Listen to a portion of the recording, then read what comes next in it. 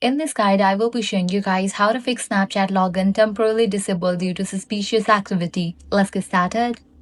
First, understand that this message usually means Snapchat has temporarily locked your account because of too many login attempts or unusual activity. So the best thing you want to do is stop trying repeatedly and wait for 24 to 48 hours. Constant login attempts can make the problem worse or even lead to a permanent lock. After waiting, make sure you are not using a VPN or proxy connection because Snapchat often blocks login from suspicious IP addresses. You should also switch your internet connection. If you're on Wi-Fi, try mobile data, and if you're using mobile data, connect to Wi-Fi instead.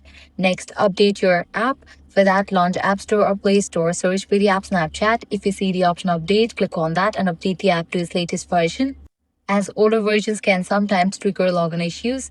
Next, if updating does not work, completely delete the app, then again reinstall it. Likewise, check your phone's date and time. For that, launch Settings. Go to General, click on Date and Time, toggle on for the option Set Automatically.